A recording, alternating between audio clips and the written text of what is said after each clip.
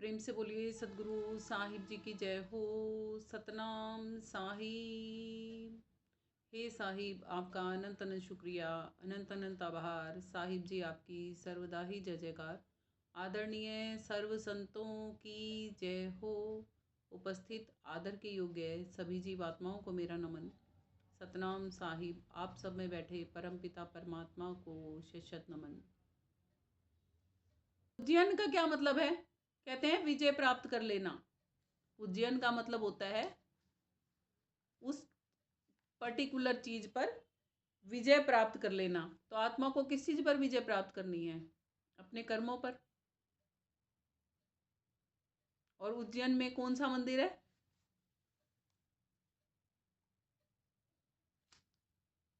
महाकाल का है ना। महाकाल का मतलब क्या है? सब चीजों को खत्म कर देने वाला, है ना। खत्म कर देने वाला सब चीजों को। तो आपके जितने भी पाप और पुण्य कर्म है सबको खत्म कर देने वाला वो महाकाल। आपको खा जाए वो वाला काल नहीं है ये। सब कर्मों को खत्म कर दे। अरे आत्मा दुखी किससे है? कर्मों से ही तो दुखी है। कर्मों की वजह से ही तो तन धारण करने और छोड़ने पड़ते हैं ना। और त्र्यंबकेश्वर में जाओगे तो क्या मिलेगा? ज्योतिर्लिंग मिलेगा। ज्योतिर्लिंग का क्या मतलब है? ज्योत जग रही हो जहां पर। प्रयागराज में जाओगे तो क्या करना है? वहां पे कौन सा है? विश्वनाथ मंदिर है। और क्या प्रेक्षित करता है प्रयागराज की? यज्ञ करो। कैसा यज्ञ करो? जिसमें आहुति डाल सको। आहुति किस चीज की डालोगे?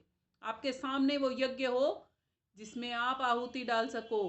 आपके अंदर में होता है वो यज्ञ आत्मा का, जिसमें आप शुभ अशुभ कर्मों को दग्ध करते हो डाल के। जिसको श्री कृष्ण जी ने श्री गीता में भी बताया कि हे अर्जुन, बाहरी 9 द्वारों को रोक कर प्राणों को मस्तक में स्थापित कर कर परमात्मा संबंधी सभी धारणाओं से युक्त होकर और इस जीते हुए मन से जो निरंतर इस अभ्यास को करता है और शुभ शुभ कर्मों को जो इस ज्ञान अग्नि में दग्ध कर देता है, वही मेरा अनन्य भगत बनता है। तो बताओ ना, राम जी ने, कृष्ण जी ने, शिव जी ने, सभी ने तो एक बात बताई है। हरिद्वार में जाते हो तो नीलकंठ का है ना, क्या कहते हैं? कंठ से ऊपर चले जाओ। कंठ में तो जहर रुका हुआ है। जहर जब नीचे जाएगा तो क्या होगा? खत्म कर देगा। तो कंठ से ऊपर चले जाओ। कितने सुंदर उदाहरण है। सारी प्रकृति हमें परमात्मा से जोड़ने में लगी है। सब चीजें हमें यही सिखाती हैं। वो नदियों की धाराएं क्या सिखा रही हैं हमें? क्या परमात्मा से जुड़ना नहीं सिखा रही? अरे फिर भी हम बाहर में ही रह गए। कब अंदर में आएंगे? कब समझेंगे इन बातों को? कब जानेंगे इस राज को?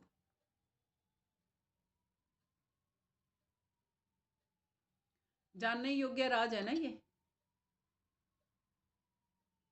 जानना चाहिए ना हमें इस राज को। देखो अभी आपको एक है ना, मैं पिक्चर दिखाती हूँ।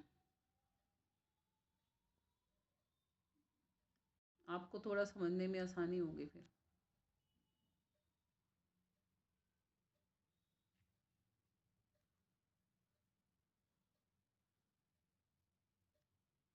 दिखाई दे रही है? दिखाई दे रही है आप सबको पिक्चर एक? देखो इसमें पूरा विवरण दे रखा है कि हमारे शरीर के अंदर में 12 राशियां होती हैं। जब गुरु ग्रह, बृहस्पति ग्रह आधा सूर्य का चक्कर लगा लेता है तो अर्ध कुंभ आता है। और जब पूर्ण चक्कर लगा देता है तो पूर्ण कुंभ आता है। और जब 12 बार उस चक्कर को कंप्लीट कर लेता है तो महाकुंभ आता है। 12 × 12। इसीलिए ये 144 वर्ष में आता है। 12 राशियां आपको दिखाई दे रही हैं। आपको इंगला पिंगला सुषमना सब दिखाई दे रहा होगा इसमें।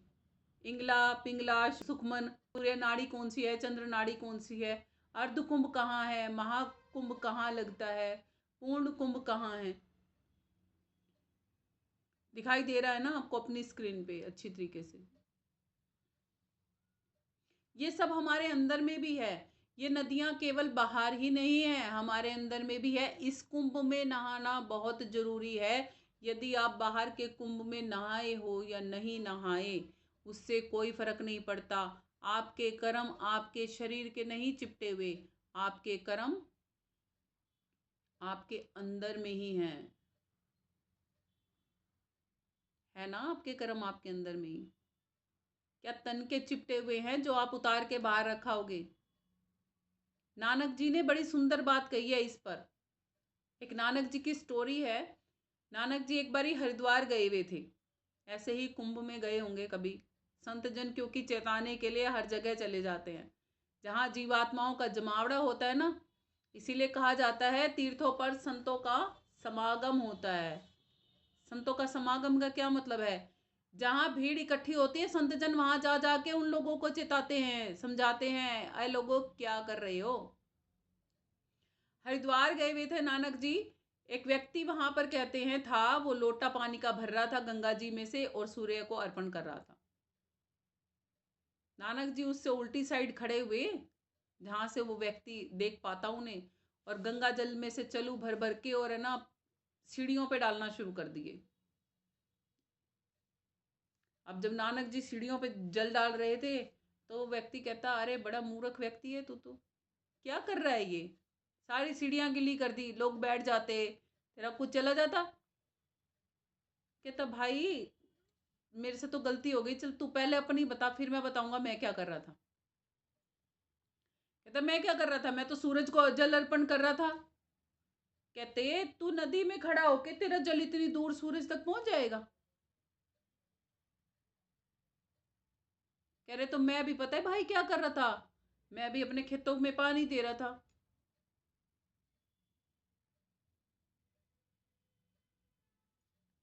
भाई तेरा सूरज तक, जो सूरज इतनी दूर है हमसे,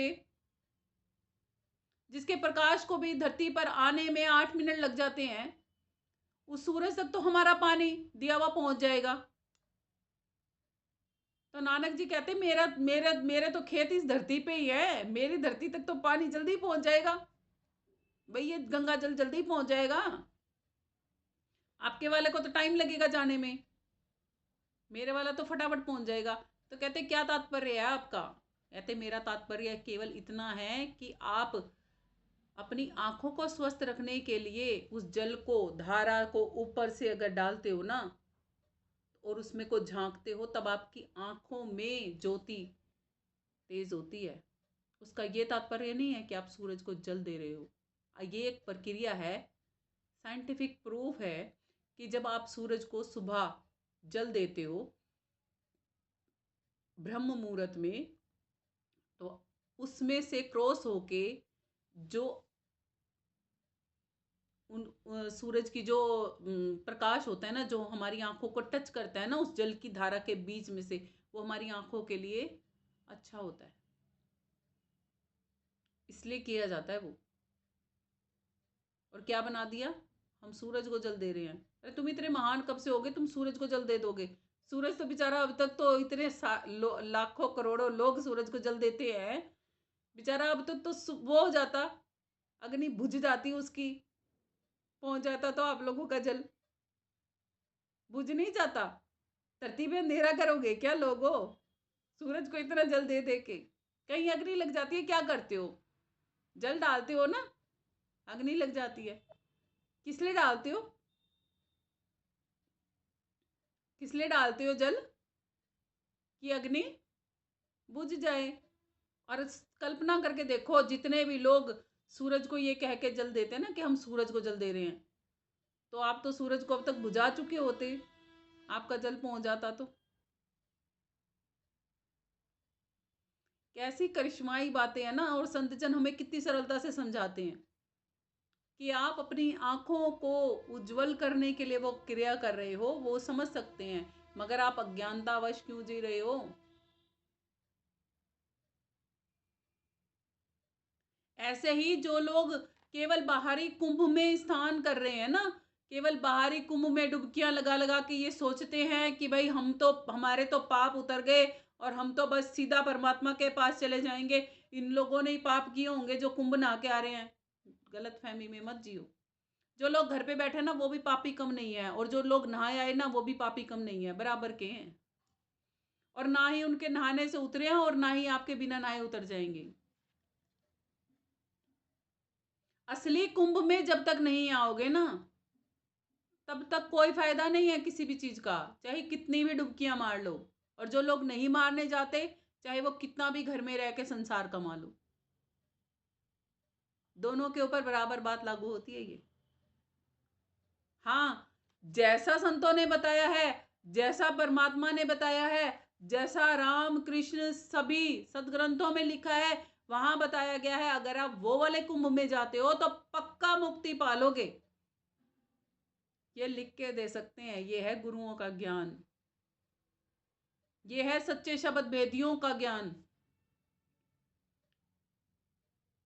सत्य से अनभिग घूमते हो, सत्य को ही नहीं जानते हो, फिर भला बताओ आपको कुंभ में नहाने से क्या मिलेगा। और जो लोग नहीं नहाने जाते उनको क्या मिलेगा। चलो जो नहाने गए उनको इतना तो है कि भाई यात्रा कराए कहीं की, और कुछ ना तो सही, तो यात्रा तो करी आए, वो तो बेचारे ने जो कमाई करी थी वो तो फूक आए कहीं ना कहीं जाके।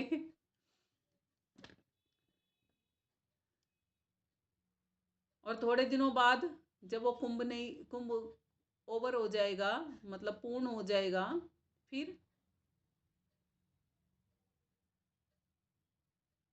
कुंभ कहीं और था, हमें कहीं और डुबकी लगानी थी, हम डुबकियां कहीं और ही लगाते रह गए।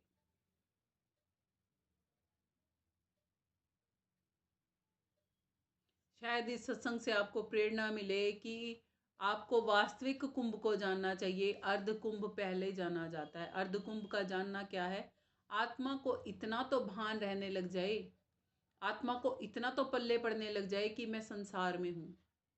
आत्मा को भी इतना भी पल्ले नहीं पड़ रहा, आत्मा तो स्वयं को शरीर ही समझ बैठी है।